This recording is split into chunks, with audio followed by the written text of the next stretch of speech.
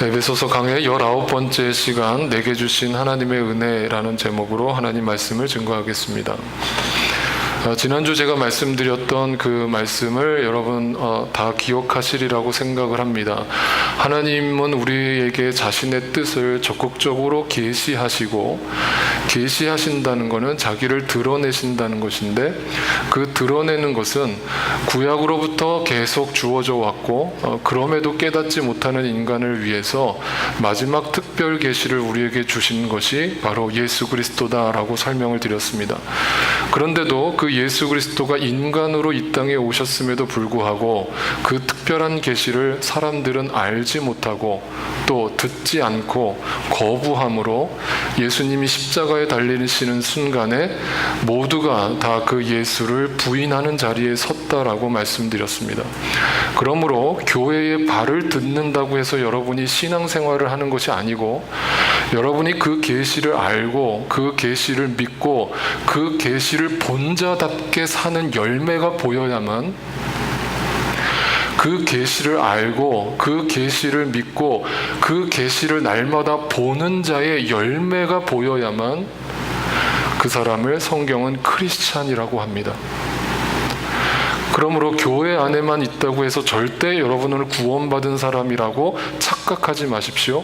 여러분 마음속에 진지하게 여러분 자신을 주님 앞에 물어봄으로 내가 정말 주님의 은혜를 알고 계시를 알고 사는 사람인가를 겸손하게 물어보실 때 오히려 그 은혜의 시간은 여러분 앞에 진솔하게 진실되게 성실하게 다가올 것임을 말씀드립니다.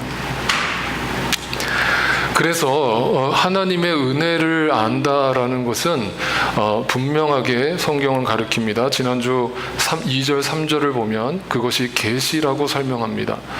또 같이 한 번만 읽어보겠습니다. 시작. 하나님께서 여러분을 위하여 일하도록 나에게 이 직분을 은혜로 주셨다는 것을 여러분은 이미 들었을 줄 압니다. 하나님께서는 나에게 그 비밀을 계시로 알려주셨습니다. 그것은 내가 이미 간략하게 적은 바와 같습니다. 오해하실까봐 또 말씀드리지만, 오늘날 신비주의자들이나 또 신사도 운동을 하는 사람들이 주장하는 오늘날도 나에게 하나님이 특별한 계시를 주고 계시다라고 주장하는 사람들의 이야기는 전부 거짓입니다. 성경은 이미 하나님의 구원에 이르는 계시는 우리에게 다 주어졌고 완성되었다라고 선포합니다. 그러므로 요한계시록 마지막 장 22장에 가보면 이 하나님의 말씀 계시에 무언가를 더하거나 빼는 자들은 정말 씻을 수 없는 심판을 받게 될 것이다라고 경고하고 있습니다. 그러므로 이 계시는 우리가 알지 못하는 계시가 아니라 비밀로 감춰져 있던 그 계시였지만 이미 오늘날 우리에게는 성경 말씀을 통해 정확하게 분명하게 드러나 있다라는 사실을 여러분은 아실 필요가 있습니다. 그런데도 분명하게 드러나 있는 그 성경조차도 읽어도 무슨 말인지를 못 알아듣고 계속 우리가 그 말씀을 거부하는 이유는 지난주 말씀대로 내 안에 성령이 계시지 않기 때문이라고 말씀드렸습니다. 성령께서 여러분의 영적인 눈을 뜨게 하셔서 성경 말씀을 윤리 도덕적인 책이 아니라 나의 영혼을 구원하는 하나님의 생명의 말씀으로 보게 하시는 그 순간이 오지 않고서는 그 계시를 알 수 없다라고 분명히 말씀하고 있습니다. 또 하나, 은혜라는 것은 그 계시를 아는 것이고, 두 번째는 이겁니다. 아는 것으로 끝나지 않고 그 계시를 받은 자는 반드시 사명을 갖게 됩니다. 자, 또 한번 7절 8절을 같이 읽습니다. 시작. 나는 이 복음을 섬기는 일꾼이 되었습니다. 내가 이렇게 된 것은 하나님께서 그분의 능력이 작용하는 대로 나에게 주신 그분의 은혜의 선물을 따른 것입니다. 하나님께서 모든 성도 가운데서 지극히 작은 자보다 더 작은 나에게 이 은혜를 주셔서 그리스도의 헤아릴 수 없는 부요함을 이방 사람들에게 전하게 하시고, 그 복음의 계시를 깨달았으면, 알았으면 그냥 가만히 침묵하고 사는 것이 아니라 반드시 증인의 삶을 살게 돼 있다는 거예요. 그래서 제가 여러 번 강조했습니다. 사도행전에 나오는 윈네스라고 하는 증인은 법정 용어라고 그랬습니다. 법정에서 뭔가를 목격하지 않은 사람이 나 그거 봤어요 라고 증언을 한다면 그것은 법정 모독죄입니다. 위증죄입니다. 절대 목격하지 않은 사람은 증인이 될 수 없습니다. 그런데 목격한 사람은 그 목격한 걸 말하지 않을 수 없습니다. 침묵할 수 없습니다. 반드시 그 사명을 나의 주어진 남은 생애 동안에 어떤 식으로든 이루어가는 삶을 살게 됩니다. 이것이 크리스찬의 삶입니다. 그것이 또한 교회입니다. 그런데 오늘 이 3장 6절에 보면 이런 말씀이 나와요. 이 7절 8절에 보면 지극히 작은 자보다 더 작은 나라는 이 아주 우리가 너무나 잘 알고 있는 사도 바울의 겸손한 고백이 나옵니다. 그런데 이 고백 속에는 너무나 깊은 뜻이 담겨 있습니다. 우리가 이 고백을 들을 때마다 어떤 분들은 사도 바울이 참 인격적으로 겸손한 사람이구나, 자기를 낮출 줄 아는 사람이구나, 그래 나도 겸손한 사람이 돼야지, 이렇게 이 말씀을 여러분에게 적용하신다면 네, 전혀 아니오시답니다. 지극히 작은 자라고 하는 이 단어는 문법적으로 최상급입니다. 최상급이라는 단어를 쓸 때는 그 이상 없다는 겁니다. 그게 최상이라는 겁니다. 그러면 최상급을 문장에다 썼다는 거는 그게 가장 겸손한 말이죠. 그러죠? 그렇다면 더 작은 나는 뭡니까? 이게 문법적으로 여러분 국어 공부하신 분들, 영어 공부하신 분들, 문법 공부하신 분들은 최상급과 비교급이 함께 쓰이는 문장은 엉터리 문장입니다. 그런 문장은 없습니다. 최상급만 쓰이든지 비교급만 쓰이든지 둘 중에 하나만 쓰여야 완벽한 문장입니다. 그런데 사도 바울은 의도적으로 최상급이라는 지극히 작은 자라는 단어를 써놓고 그거보다 더 작은 나라는 비교급을 갖다 붙였습니다. 그렇다면 지극히 작은 자라는 뜻은 뭐냐면 인격입니다. 이 세상에 안 믿는 사람도 내가 지극히 작은 자입니다, 보리는 익을수록 고개를 숙입니다 라는 말은 누구나 다 알고 있습니다. 누구나 다 합니다. 나이가 먹으면 말은 줄이고 지갑은 열어야 됩니다. 다 합니다. 그게 또 겸손이라고 생각하시죠? 안 믿는 사람도 다 그렇게 얘기합니다. 인격입니다. 그게 뭔 줄 아십니까? 그게 가식입니다. 그게 뭐냐면 더 작은 나는 그런데 신앙입니다. 내가 인격적으로 겸손한 것이 아니라 나는 인격적으로 낮은 사람보다도 못한, 다시 말하면 나는 없는 존재나 다를 바 없습니다라는 고백입니다. 그래서 이 인격은 죽은 척을 하는 사람들의 모양이고 더 작은 나라고 고백하는 자는 완전히 죽은 자입니다. 그런데 교회를 다닌 많은 사람들을 제가 지금까지 보지만, 많은 목사님들을 뵈지만 지극히 작은 자요 라면서 자신의 인격을 드러내려는 가식을 떠는 분들은 참 많이 봤지만 결정적인 순간에 자기를 죽이는 사람은 많이 못 봤습니다. 자기는 완전히 자기를 부인하고 자기는 없는 존재나 다를 바 없습니다 라고 얘기하고 드러내는 삶은 많이 못 봤습니다. 성경은 더 작은 나로 나아가라고 우리에게 당부합니다. 너는 십자가에서 없는 존재라고 우리를 권면합니다. 이게 사도 바울의 신앙의 고백이었습니다. 나는 없는 겁니다. 그런데 실제로 사도 바울은 세상적으로 보면 지극히 작은 자보다 더 작은 자라는 말이 맞지 않을 정도의 그런 아주 괜찮은 사람이었습니다. 그래서 자기를 드러내려고 마음만 먹었으면 이런 것을 자랑으로 삼을 수 있는 사람이었습니다. 나는 유대 사람입니다. 여러분, 유대 사람이라는 게 왜 자랑일까요? 당시에.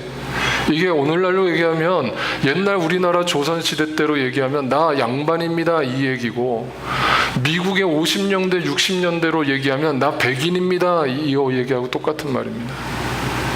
얼마나 내가 잘난 존재인 줄 압니까? 내 태생이 나는 다른 사람입니다 이 얘기입니다. 나는 길리기아의 다소에서 태어났고, 이 다소라는 도시가 또 학문이 뛰어난 학자들이 많이 배출된 도시입니다. 이 도시 예루살렘에서 또 자랐고, 예루살렘이란 한국으로 얘기하면 서울이고, 여기로 얘기하면 대도시 뉴욕이나 LA나 시카고나 이런 정말 명문 도시들, 명문 대학들이 즐비한 그런 곳에서 자랐습니다.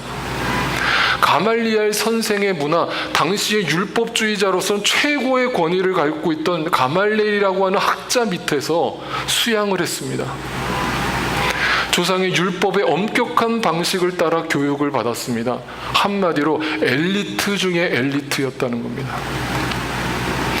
그래서 나는 오늘날 여러분 모두가 그러하신 것과 같이 하나님께 열성적인 사람이었습니다. 내가 열심으로 따지면 내가 여러분 누구보다도 뒤처지지 않을 겁니다 라고 자기 자신을 자랑하는 것처럼 보여지지만, 과거의 나의 삶을 이렇게 표현하고 있습니다. 그러니까 제가 늘 얘기하잖아요. 신앙생활은 열심이 다가 아니라고요. 막 어설프게 열심을 내려는 분들을 제가 간혹 보면, 우리 교회는 그런 분들 제가 못 봤지만 감사하게도 그런 분들 보면 마음이 조마조마해요. 아, 저러다 또 지칠 텐데, 아, 저러다 또 넘어질 텐데, 아, 저러다 또 시험 들 텐데. 뭐가 우선인지도 모르고 열심만 내려는 그 행위를 보면 안타까워요. 근데 사도 바울이 그랬어요. 그런 열심으로 자기를 살았던 그 사도 바울이 태생적으로 정말 엘리트였던 그런 사람이 하나님을 만나고 이렇게 자기를 고백합니다. 누가 감히 자랑을 하려고 하면 나도 감히 자랑을 해보겠습니다 라면서 고린도 교인들한테 이렇게 얘기를 하는데, 내가 어리석은 말을 해보겠다는 말입니다 라고 얘기를 합니다. 그러니까 자랑이 뭐라는 거예요? 어리석은 말이래요. 이게 돌려서 한 방 먹이는 거죠. 이게 쉽게 말하면 고린도 교인들이 막 자기 자랑에 빠져 있는 그런, 자기 잘났다고 하는 사람들이 교회에 많으니까 나도 한번 자랑해 볼까요? 나도 당신들처럼 어리석은 말 좀 해볼까요? 라면서 말을 돌려서 한 방을 때립니다. 네. 그러면서 뭐라고 자기를 자랑하는가를 들어보세요. 이렇게 자랑합니다. 나는 수고도 더 많이 하고 감옥살이도 더 많이 하고 매도 더 많이 맞았고 여러 번 죽을 뻔했고, 유대 사람들에게 마흔에서 하나를 뺀 매를 맞은 것이 5번이고 채찍을 맞은 것이 3번이고 돌로 맞은 것이 1번이고 파선을 당한 것이 3번이고 밤낮 꼬박 하루를 망망한 바다를 떠다녔고, 자주 여행하는 동안에는 강물의 위험과 강도의 위험과 동족의 위험과 이방 사람의 위험과 도시의 위험과 광야의 위험과 바다의 위험과 거짓 형제의 위험을 당하였고, 수고와 고역에 시달리고 여러 번 밤을 지새우고 줄이고 목마르고 굶고 추위에 떨고 헐벗었다. 미친 거 아닙니까 사도 바울? 네? 이게 뭐가 자랑입니까? 이게 뭐가 자랑입니까? 부끄러운 거죠. 숨겨야 되는 거 아닙니까? 내가 지금 고난을 당하고 있는 게 자랑입니까? 근데 사도 바울은 그게 자랑이랍니다. 전에는 내 출생이 뭐고 내가 무슨 공부를 했고 내 학위가 뭐고 이런 것들로 나의 자랑을 삼았는데, 내가 하나님을 믿고 나니까 그거는 다 어리석은 말들이고, 오히려 지금 내가 예수 때문에 당하는 고난이 자랑이 되더라. 이 엄청난 이야기를 고린도 교인들한테 했다는 거예요. 그러니까 여러분이 힘들다는 말을 할 때 조심해야 되겠죠. 힘들다는 말이 부끄러운 것이 아니라 숨길 것이 아니라 믿는 자들에겐 자랑거리라고요. 그걸 통해 내가 더 낮아지니까. 그래서 사도 바울은 이렇게 얘기합니다. 꼭 자랑을 해야 한다고 하면 나는 내 약점들을 자랑하겠습니다. 미친 사람이죠. 제정신이 아닌 사람이죠. 자신의 잘난 점을 자랑해야죠. 자기 자식을 자랑하고 자기가 얼마나 좋은 집에 사는 걸 자랑하고 얼마나 좋은 차를 샀는지를 자랑하고 얼마나 내가 많은 비즈니스를 성공했는지를 자랑하고 내가 얼마나 좋은 학교를 나왔는지를 자랑해야죠. 그래서 동창회 나가는 거 아닙니까? 네? 동창회 왜 나가질 못합니까? 그럼 반대로 말 안 해도 아시잖아요. 남들 보기에 부끄러우니까 안 나가잖아요. 남편이 변변치 못하니까 못 나가잖아요. 다 뭐의 기준이에요? 세상의 기준이잖아요.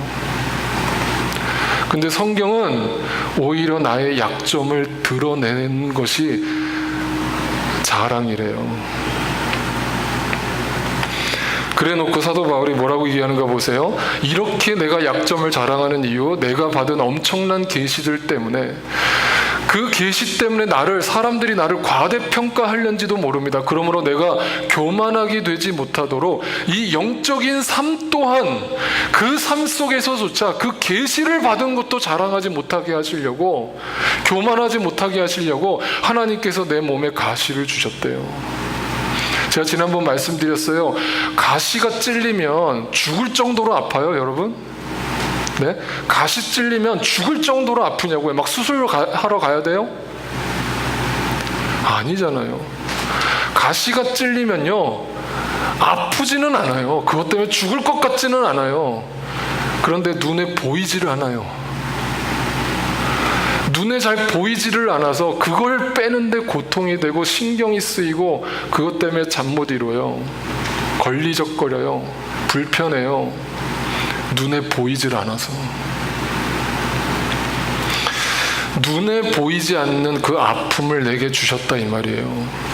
그것은 사탄의 하수인이라고 할 수도 있는데 그것으로 나를 치셔서, 자, 이런 단어들을 여러분 아까 얘기했잖아요. 그냥 하나님이 나를 벌을 내리려고 했다는 뜻이 아니라고요. 사도 바울은 지극히 작은 자보다 더 작은 자의 신앙까지 받던 사람, 나아갔던 사람이기 때문에 나에게 주어지는 모든 삶의 순간순간이, 시간이 다 하나님의 역사인 거예요. 좋은 것이 일어날 때만 하나님의 역사가 아니라 나에게 고난이 올 때도 하나님의 역사로 바라보는 시각을 갖게 된 거예요. 그러니까 그것은 나를 교만하지 않게 하시려는 하나님의 역사라고 보고 있는 거예요.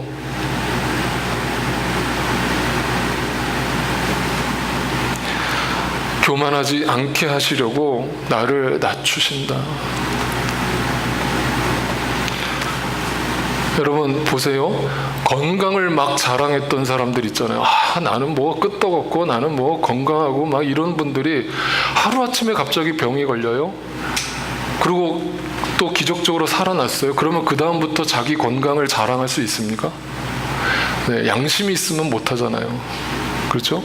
막 자기 자식을 막 자랑하고 자기 자식이 뭐 아주 그냥 대단한 아들인 것처럼 딸인 것처럼 막 얘기하던 사람이 자식이 한 번이라도 뭔가 잘못되는 걸 보면 그 다음부터 자식 자랑이 입에 담겨질까요? 잘 보세요. 잘 생각해 보세요. 하나님의 방법을 생각해 보시라고요. 여러분이 지금 이만큼 겸손해진 것은 여러분의 인격이 성숙한 게 아니라 하나님이 그거를 내려놓게 하셨기 때문이에요. 네가 정말 그게 자랑거리라고 생각해? 정말 그게 너의 자랑거리야? 그거를 고난을 통해 하나하나 내려놓게 하시니까 더 이상 사람들 앞에 말을 못해요. 말을 못해요. 제가 간혹가다 목사님들이 설교하실 때 들어보면 막 자기 자식을 자랑하는 목사님들을 간혹 봬요. 막 자기 자식이 얼마나 어릴 적부터 신앙생활을 열심히 했고 막 어릴 적부터 예수님을 믿었고 막 이런 막 자랑을 해요. 근데 그 자식이 나중에 보면 교회 안 나오고 나중에 세상으로 나아가는 걸 보면 저는 그 목사님 입장이라면 얼마나 낯이 뜨거울까 싶어요. 네. 근데 낯이 뜨거운 게 아니라 그거를 자랑하게 된다고요. 그 낮아짐이 하나님의 은혜라고요. 그래서 결론, 우리가 너무나 잘 아는 구절이 이렇게 나오는 거예요. 같이 한번 읽습니다. 시작. 그러므로 나는 그리스도를 위하여 병약함과 모욕과 궁핍과 박해와 곤란을 겪는 것을 기뻐합니다. 내가 약할 그때에 오히려 내가 강하기 때문입니다. 여러분, 내가 약할 그때에 라는 말을 제가 그때 뭐라고 풀어드렸나요? 이 헬라어 원어에 보면 그럴 수도 있다라는 뜻이 아닙니다. 약해질 수도 있다는 뜻이 아니에요. 네, 약해져야만이라는 뜻입니다. 당신이 그리스도 앞에서 철저하게 약해져야만 비로소 강하신 하나님을 만나게 되는데, 그 강하신 하나님이란 뜻이 뭘까요? 여러분, 뭐가 강하신 하나님인가요? 네? 뭐가 강하신 하나님이에요? 막 나에게 기적을 일으키시는 하나님이에요? 네? 그 기적이 눈에 보이는 것으로만 단정 짓는 여러분의 잘못된 왜곡된 신앙이 있다고요. 하나님의 강함은 그런 게 아니에요. 내가 약해져야만 비로소 하나님의 존재가 보이기 시작한다고요.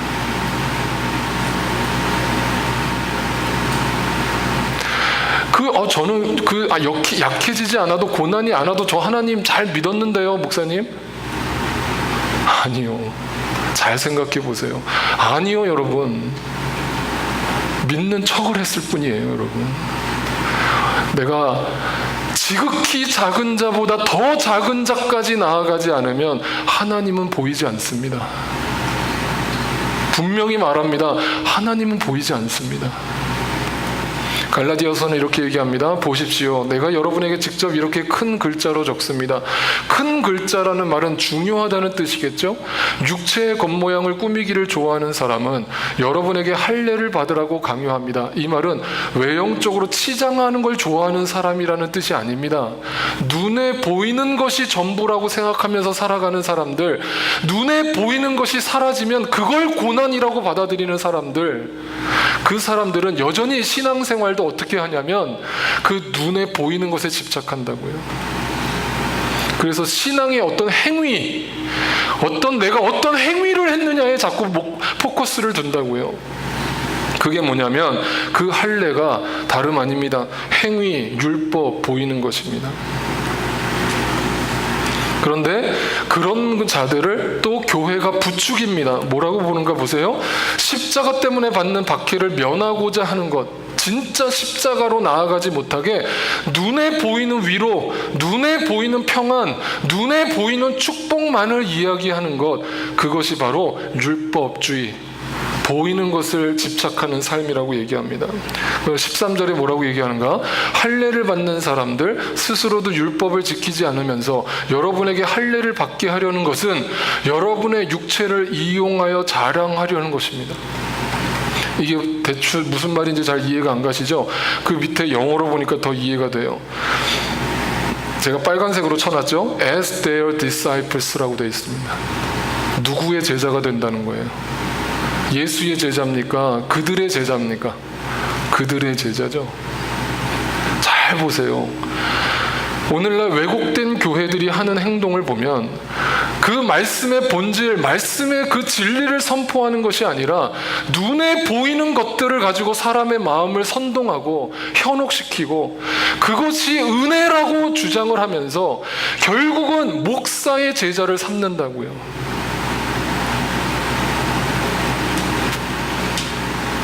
예전에 김동호 목사님이 그런 설교하시는 걸 제가 들었어요. 목사님이 저 뒤에서 이렇게 설교 끝나고 뒤에서 성도들하고 인사를 하는데 어떤 성도님이 나오면서 목사님 손을 붙잡으면서 딱 목사님 눈을 째려보면서 그런 얘기를 하시더래요. 목사님, 왜 목사님의 목회적 성공을 위해서 성도들이 희생을 해야 됩니까? 네. 그 김동호 목사님이 땡 하고 누가 망치를 때리는 것 같았대. 충격을 받으셨대. 왜 목사님의 목회적 성공을 위해서 성도들이 희생을 해야 됩니까? 그래서 목사님이 그 시퍼런 눈빛을 보면서 한 대 쥐어박고 할까 너무 기분이 나쁘잖아요. 한 대 쥐어박을까 하다가 한 번 더 생각을 했대요. 그 말을. 그랬더니 그동안에 자기가 목회를 해왔던 방식이 거기서 크게 벗어나지 않았다는 걸 깨달았대요. 그러니까 자기한테 성도들은 양떼라고 입으로는 그렇게 얘기하지만 내가 성도들을 봉사시키고 막 희생시키고 이것도 하세요 저것도 하세요 왜 이거 안 합니까 막 했던 것들이 궁극적으로 내 목회적 성공을 위해서 성도들을 이용한 것이구나 라는 얄팍한 내 제자로 만들려는 나의 인간적 욕심을 그 말 속에서 깨달았대요. 그러면서 그 성도가 미운 것이 아니라 그 성도의 말이 하나님의 음성으로 들렸대요.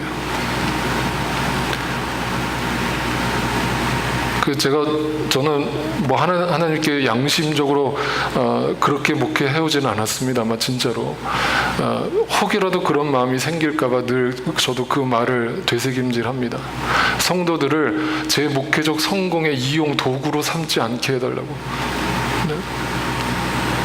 자기의 제자들로 삼는 눈에 보이는 것들에 집착하게 만들어서 그 목회 인간적 카리스마를 이용해서 사람들을 자기 사람으로 만들고 자기의 손아귀에서 벗어나지 못하게 만드는 또 하나의 교주 같은 그런 목회자들을 많이 봅니다. 그런데 성경은 뭐라고 얘기하는가 보세요. 14절입니다. 그런데 내게는 우리 주 예수 그리스도의 십자가 밖에는 자랑할 것이 아무것도 없습니다. 그리스도로 말미암아 내 쪽에서 보면 세상이 죽었고 세상이 더 이상 나한테 관심이 없다 이 말이에요. 세상 쪽에서 보면 내가 죽었습니다. 나는 그리스도 십자가밖에는 자랑할 것이 없습니다. 나는 완전히 죽었습니다. 그 고백을 하는 사도 바울과 갈라디아 교회는 얼마나 축복입니까?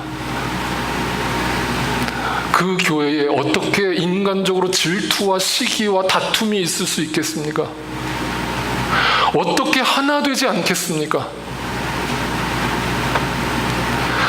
다 십자가에서 죽었는데 어떻게 아직도 내 의가 펄펄 살아서 뭐가 못마땅합니까? 그렇게 목사가 뭐가 그렇게 성도들이 못마땅합니까? 네? 성도들은 뭐가 그렇게 또 목회자가 못마땅합니까?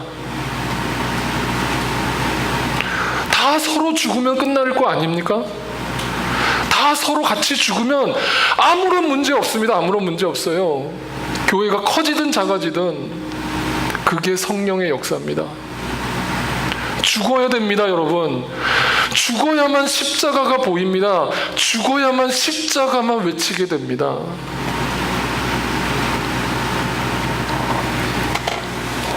그래서 이렇게 얘기합니다. 마지막 결론 15절 할례를 받거나 안 받는 것이 중요한 것이 아니라 새롭게 창조되는 것이 중요합니다.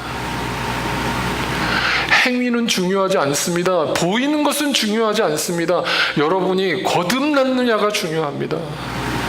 십자가에서 죽고 그리스도와 함께 다시 살았느냐가 중요합니다.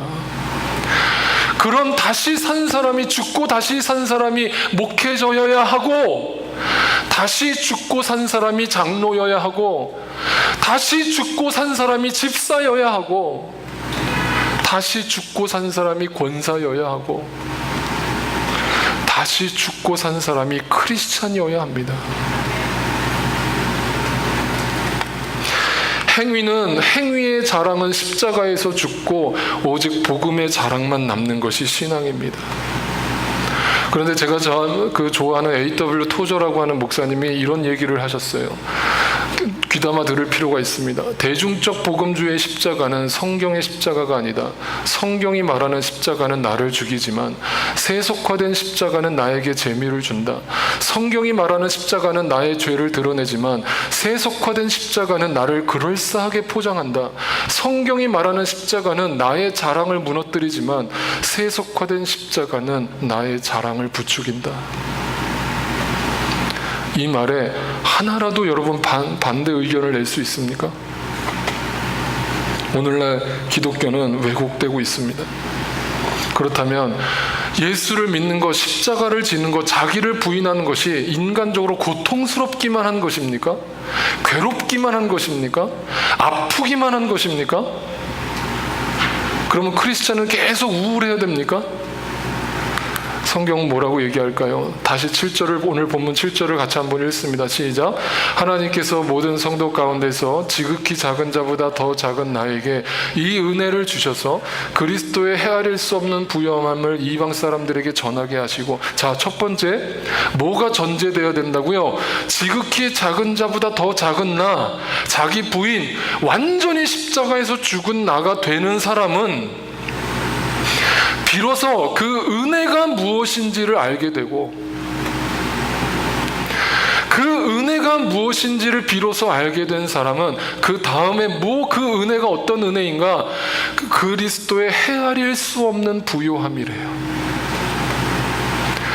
제가 헬라어를 보다가 깜짝 놀랐습니다. 이 헤아릴 수 없는 이라는 단어가요, 헬라어에서 딱 한 번 나오는 단어인데 없는 단어입니다. 다시 말하면 일상적으로 쓰지 않는 단어를 갖다가 성경에다 넣었다고요. 그게 뭐냐면, 우리말로 굳이 어쩔 수 없이 번역하다 보니까 헤아릴 수 없는이라고 번역했는데, 더 세밀하게 번역하려면 여러 말로 풀어내 봐야 되는데 이런 말로 풀어낼 수 있습니다.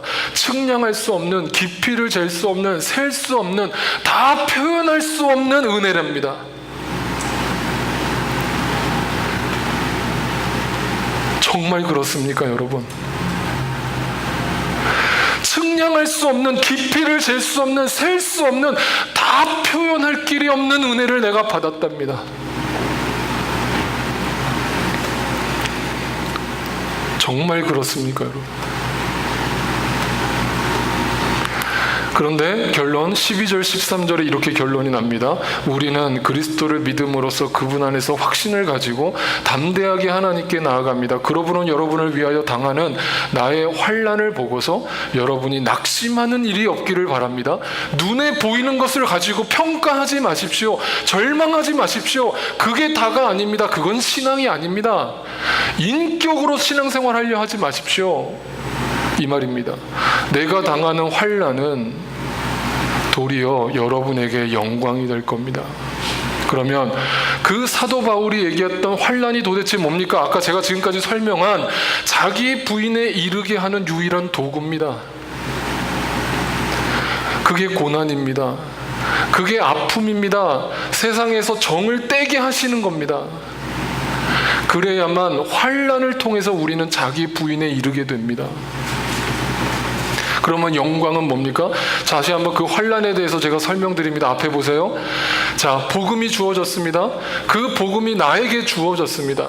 그런데 내가 그 복음을 받기는 받았는데, 또는 온전히 받지 않아서 나라는 존재가 그 복음을 반쯤 받았거나 또는 받았는데도 거부합니다.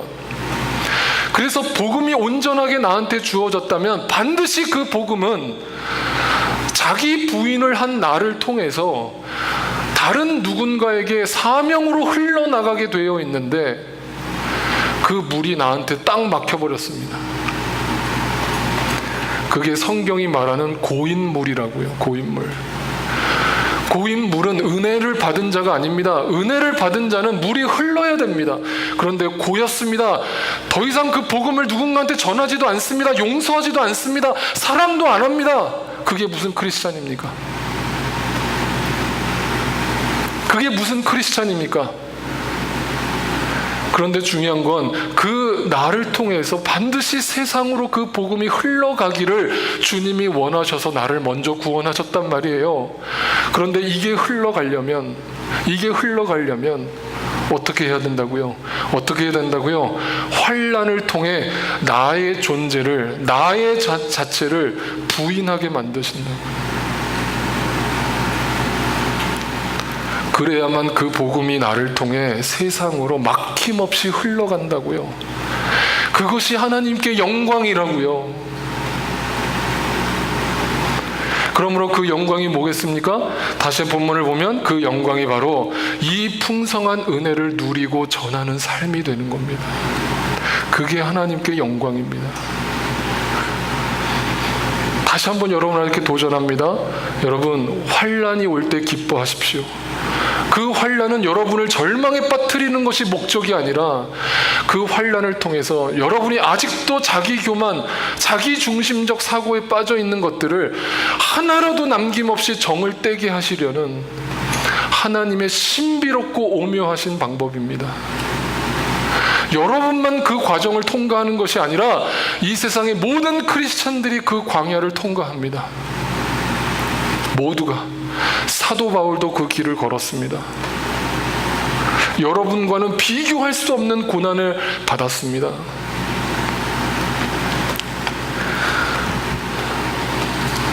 설교를 준비하다가 아주 오래전에 봤던 영화 한 편이 떠올랐습니다. 미션이라고 하는 영화입니다. 아마 보신 분들도 계실 겁니다. 여러분, 아직까지 못 보신 분들은 저는 인생에 살면서 죽기 전에 꼭 봐야 되는 영화 중에 하나라고 저는 생각합니다. 특히 우리 믿는 사람들은. 저는 수도 없이 봤습니다. 그런데 볼 때마다 새롭습니다. 처음에는 이 영화를 볼 때 맨 마지막 장면, 순교당하는 장면만 감동이 됐었습니다. 근데 제가 고등학교 때 이 영화를 볼 때 무슨 생각이 들었냐면, 어떤 장면에서 제 마음이 탁 꽂히면서 그냥 주체할 수 없는 눈물이 쏟아졌습니다. 여러분, 고등학생이 힘들면 뭐가 얼마나 힘들다고 영화를 보면서 주체할 수 없는 눈물을 흘렸겠습니까? 이 영화의 간단한 스토리는, 여기 보면 지금 로버트 드니로가 하는 이 지금 포스터에 나오는 이분이 자기의 우리가 노예로 사로잡힌 원주민들을 잡아다가 팔아버리는 노예 사냥꾼이었습니다. 그런 사람이 원주민들을 막 잡아서 죽이고 정말 동물처럼 막 원주민들을 대하던 사람이 결국 자기 자신이 나중에 그 동생을 시기해가지고 동생을 죽이게 됩니다. 그래서 너무 그게 자기가 죄책감이 들어서 자살을 하려고 금식을 하게 됩니다. 그런 와중에 로드리게스라고 하는 신부를 만나게 됩니다. 그리고 그 신부를 통해 은혜가 무엇인지를 비로소 알게 되고 용서를 구하게 됩니다. 그런데 그 로드리게스 신부가 이 로버트 드니로한테 뭔가를 도전합니다. 너가 은혜를 받았지? 은혜를 받은 것으로 끝내지 말고 나하고 어디 좀 가자. 어디 가는데요? 그 원주민 마을에 나랑 같이 가자. 처음에는 거부합니다. 그런데 자기가 씻을 수 없는 죄를 지었다는 걸 깨달은 로버트 드니로는 그 고백을 따라서 같이 그 신부와 함께 길을 떠납니다. 그런데 그냥 가는 것이 아니라 그 이과수 폭포를 올라가야 되는데 그 폭포를 그냥 올라가지 못해서 자기가 그동안 가지고 있었던, 이 사람이 용병이었으니까, 군인이었으니까 갑옷, 창, 칼, 이런 것들을 다 그물에다 싸가지고 그걸 어깨에 짊어지고 그 이과수 폭포를 올라갑니다. 그 장면을 여러분과 함께 다시 한번 보겠습니다. 제가 화질 좋은 걸로 다시 복원을 했습니다. 워낙 옛날 영화라서.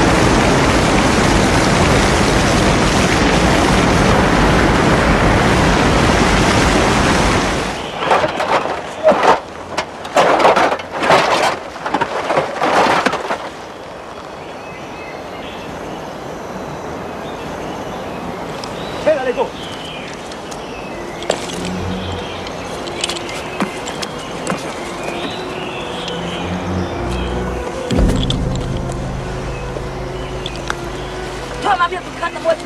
Tu puri ada buat. Muna dari baba. Muna dari baba. Muna dari baba. Kamu. Kamu mukhiya ba. Mukhiya ba. Mukhiya ba.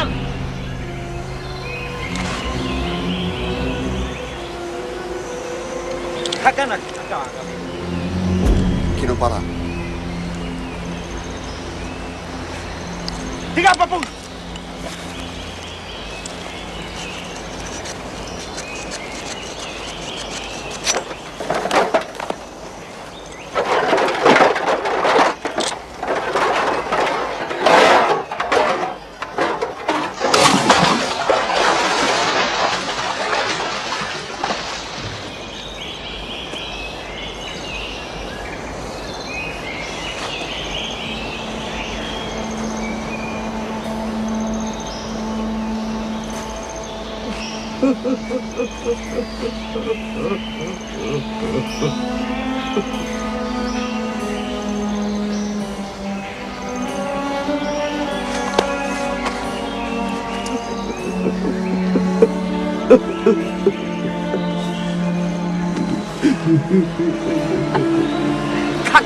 Makan mahal dia udah.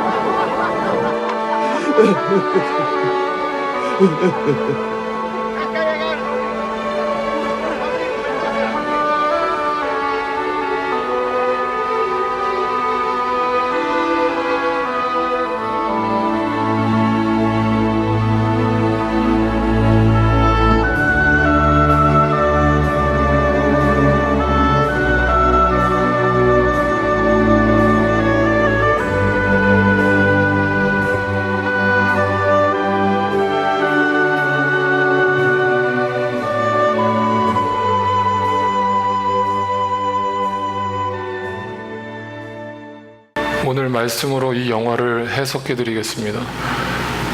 이 로드리게스 이 사람이 짊어지고 올랐던 그 무거운 짐은 여러분이 아직도 자기를 부인하지 않고 살아가는 삶의 짐입니다.